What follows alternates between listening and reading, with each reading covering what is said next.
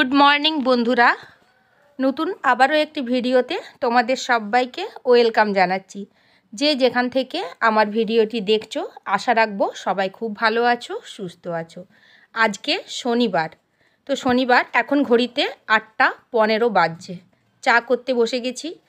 আজকে দেরি করেই ঘুম থেকে উঠেছি। ছুটি আছে, ছেলেদের স্কুলও ছুটি, বাবার অফিসও ছুটি, শনি রবিবার দুদিন ছুটি থাকে। ওই জন্য দেরি করে ঘুম থেকে উঠেছি। প্রায় 7:45 নাগাদ আমি ঘুম থেকে উঠেছি। উঠেই বাসি ঘরে জল দিয়ে ঝাড় দিয়ে নিজে একটু ফ্রেশ হয়ে চা করতে বসিয়েছি। আর তার সাইডে তোমরা দেখলে আদা দিয়ে বাসক পাতা সেদ্ধ করতে বসিয়েছি, রস করব বড় ছেলের জন্য। আমার যদিও বা ঠিক হলো, বড় ছেলের ঠান্ডাটা বেশ ভালোই লেগে গেছে, প্রচুর কাশছে। তো ওকে 2-3 দিন এখন কন্টিনিউ বাসক পাতার রসটা করে দিচ্ছি। একটু পরে ঘুম থেকে উঠে যাবে, তো ততক্ষণ পর্যন্ত আমার রসটা তৈরি হয়ে যাবে। উঠলেই ও ফ্রেশ হলেই ওকে দিয়ে দেবো। তো চলো পুরো ভিডিওটা দেখতে থাকো, আমার সঙ্গে থাকো। ভালো লাগলে অবশ্যই লাইক দিয়ে একটা কমেন্ট করে দেখো। এখন করব এটা সেদ্ধ মুড়ি খাওয়ার জন্য। তো এইখানে 3 রকমের কলাই আছে। এখানে একটা গোটা মসুর আছে, এই যে গোটা মসুর, গোটা মুগ আর কাঁচা ছোলা। এই 3টে কলাই রাত থেকে আমি ভিজতে দিয়ে রেখেছিলাম এইগুলো। আর শিম আছে, আলু আছে আর মূলো আছে, আর একটা টমেটো দিচ্ছি। দিয়ে এটাকে অল্প নুন দিয়ে সেদ্ধ করব মুড়ি খাওয়ার জন্য। তারপর এটা শুকনো লঙ্কা আর জিরে ফোড়ন দিয়ে দেবো। ব্যাস, চলো এখন এটা কুকারে দিয়ে সিটি মেরে নিই। 3টে সিটি মারলেই হয়ে যাবে। দেখো কুকারে নিয়ে নিয়েছি। এবার এটাতে পরিমাণ মতো জল দেব, যাতে কলাইগুলো সব ডুবে থাকে। এই যে এবার টমেটোটা দিয়ে দেবো আর একটু নুন দিয়ে দেবো।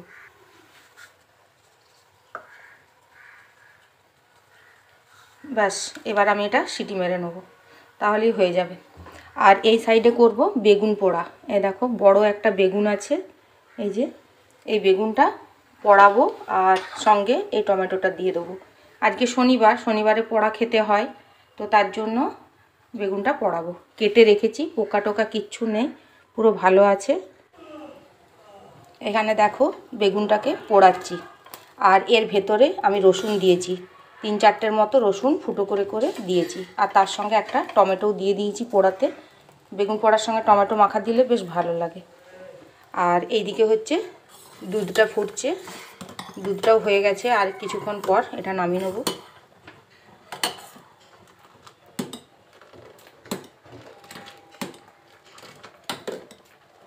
আবার সেই বিকেলবেলায় ফোটাবো। যাই হোক, এটা আর মিনিট 2 পর এটা নামিয়ে নেব।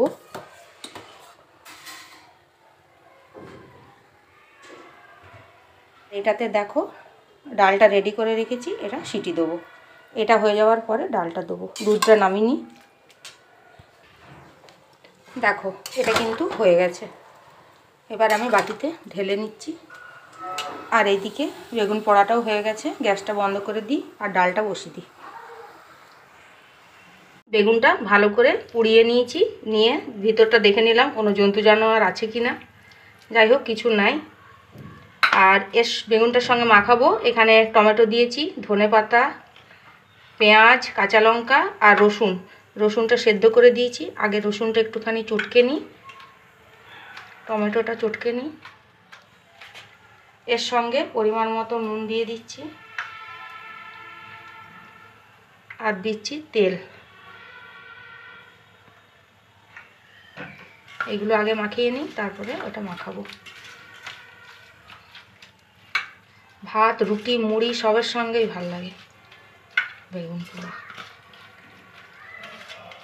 শুকনো লঙ্কা ভেজেও দেওয়া যায়, কিন্তু কাঁচা লঙ্কাটাই দেবো। সব কিছুই কাঁচা কাঁচা দিয়েছি, এটা খেতে টেস্ট আলাদা।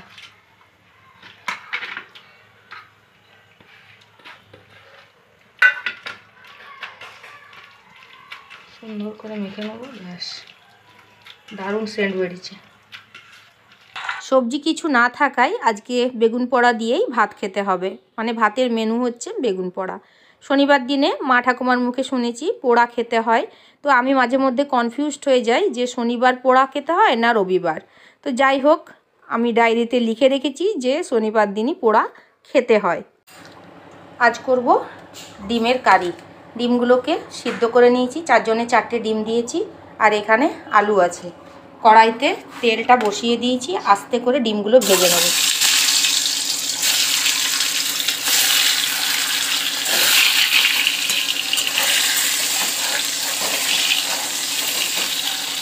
আর এইদিকে দেখো, এইদিকে হচ্ছে কালকে আমি একটুখানি আবার ভাপা পিঠে বা পুলি পিঠে করেছিলাম, সেটাই এখন দুধ দিয়ে ফোটাচ্ছি। এই যে কালকে করেছিলাম রাত্রেবেলায়, কালকে তো ভিডিও করিনি, ওই জন্য আর দেখাতেও পারিনি। যাই হোক, আজকে করেছি, এখন সবাই মিলে খেয়ে নেবে। এই যে বেশ নরম হয়েছে, ভেঙে যাচ্ছে, বেশি নাড়ালেই ভেঙে যাচ্ছে। আস্তে আস্তে হোক, ওপরটায় একটুখানি গুড় ছড়িয়ে দেবো, তাহলেই হয়ে যাবে। কিচ্ছু দেবো না, শুধু দুধ দিয়ে এটা ফুটছে। এদিকে ডিমের কারিটা করে নিলেই আমার রান্নাটা হয়ে যাবে। ভাতটাও এদিকে ঢাকা দিয়ে রেখেছি, ফুটিয়ে ঢাকা দিয়ে রেখেছি। আজকে ছুটির দিন আছে, দেরি করে ভাত খাওয়া হবে।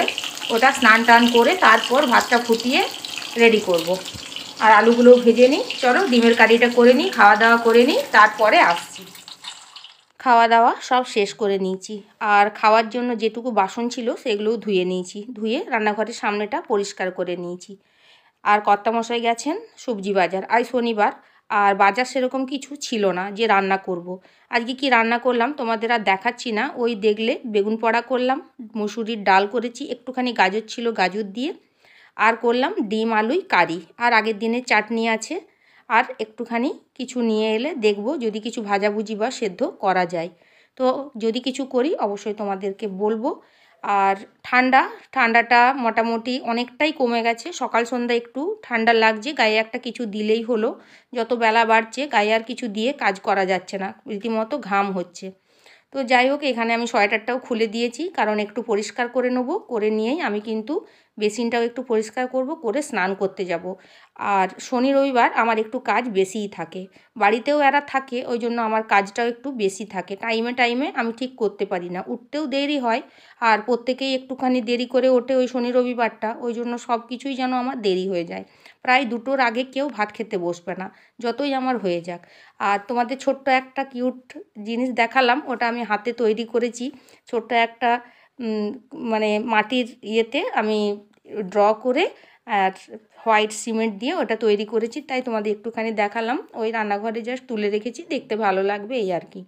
হাতে একটু সময় আছে, তা ভাবলাম যে এই কাচের দুটো একটু পরিষ্কার করে নিই। উপরটা খুব একটা নোংরা হয়েছে কি না বুঝতে পারছি না, যাই হোক পরিষ্কার করে নিয়েছি। আর নিচেরটা বেশি ইউজ হয়, ওই জন্য ওই কাচের গ্লাস কাপ এগুলো রাখা থাকে, ছোট ছোট কৌটোগুলো ধুয়ে টুয়ে এর উপরেই রেখে দিই, যাতে এইদিক ওইদিক না ভেঙে টেঙে যায়। তো ওই জন্য ভালো করে পেপারটাকে চেঞ্জ করে নিলাম, ওই জন্য ভালো করে মুছছি।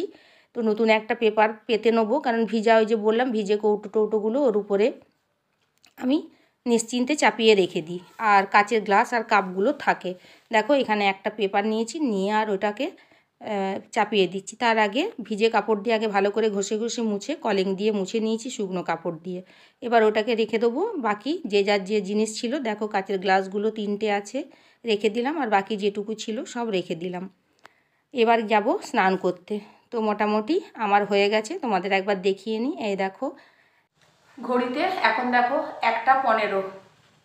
তো চলো রান্নাঘরে একবার যাই। এখানে বাজার এসেছে, এখানে আমি ভাতটা চাপিয়ে দিয়েছি। এই দেখো সবজি বাজার নিয়ে এসেছে, তো এগুলো ধুয়েছি, এগুলো এখনও ধোয়া হয়নি।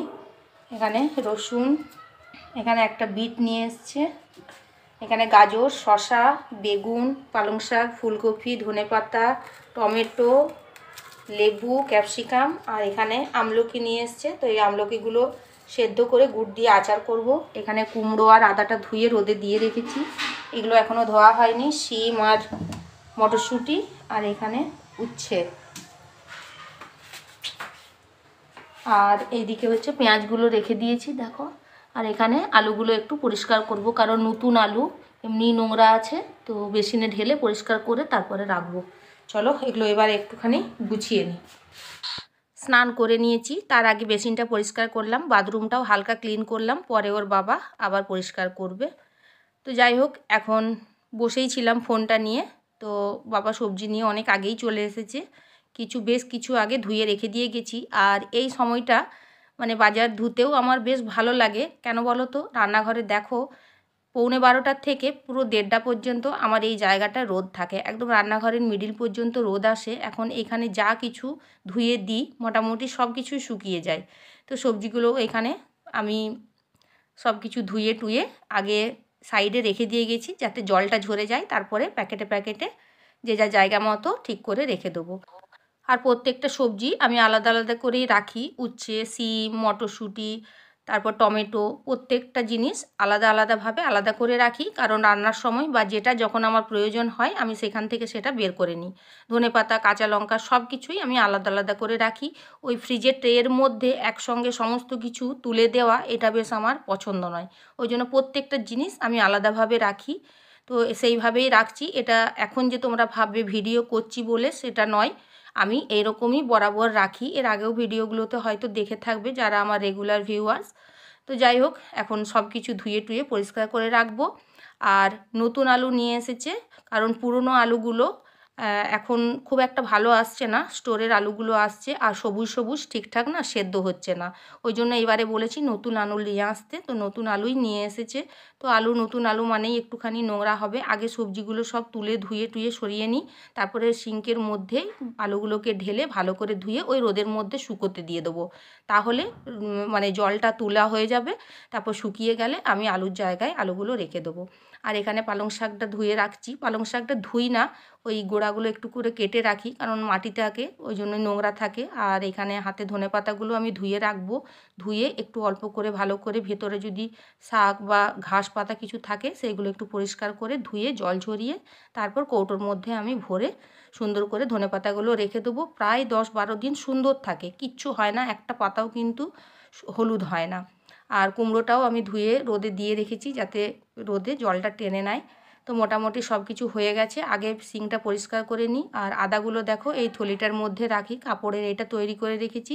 এটাতেও আদা রাখলে অনেক দিন যায়, আর প্লাস্টিকেও রাখা যায়, কিন্তু আমি ওই কাপড়টাতে রেখে দিই আর মাঝে মধ্যে ওটা ধুয়ে নিই। আর কুমড়োটা এখানে অনেক লম্বা আছে, ফ্রিজে এত সবজি থাকার জন্য ওটা আটবে না, ওই জন্য ওটা হাফ করে নিলাম, মানে দুটো ভাগে ভাগ করে নিলাম।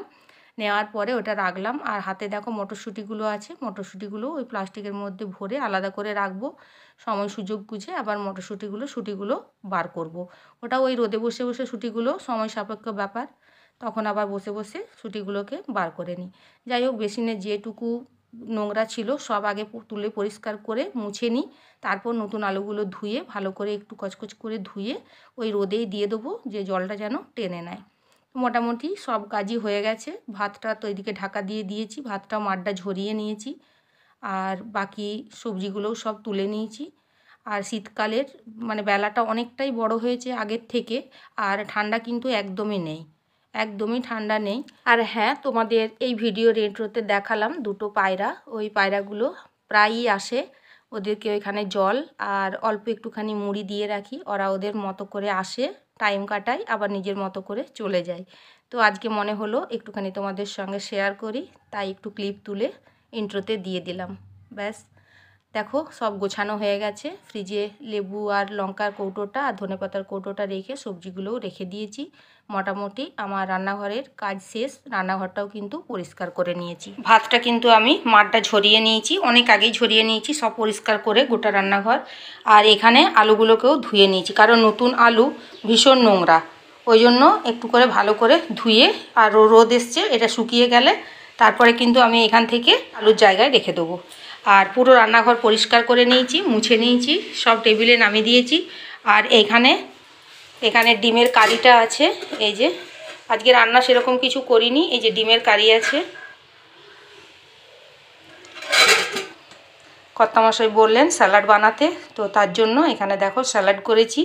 এখানে শসা, গাজর, লেবু, পেঁয়াজ, বিটস এইসব দিয়ে এটা বানালাম। অনেক দিন খাওয়া হয়নি, এর সঙ্গে ওর বাবার একটা কাঁচা লঙ্কা দেবো আর বিট লবণ দেবো, তাহলেই হয়ে যাবে। দেখো খুব সুন্দর কালারফুল লাগছে। আগে হামেশাই এটা কিন্তু শীতকালে আমি করতাম, এখন সময়ের অভাবে আর করা হয় না, ওই শসা পেঁয়াজ দিয়েই কোনো রকম খেয়ে নেওয়া হয়। যাই হোক চলো, আর রান্না ডাল করেছি, চাটনি আছে, ব্যাস এই, আর বেগুন পোড়া করলাম, তোমরা তো দেখলেই। তো আজকে রান্না এইটুকুই। তো বন্ধুরা, ভিডিওটা কেমন লাগলো একটুখানি জানিও। ভালো লাগলে অবশ্যই লাইক দিয়ে আমার পাশে থেকো। আর ভিডিওটা আজকে এইখানেই থাক, দেখা হচ্ছে পরের আরেকটি নতুন ভিডিওর সাথে। ততক্ষণের জন্য সবাই ভালো থাকবে। টাটা।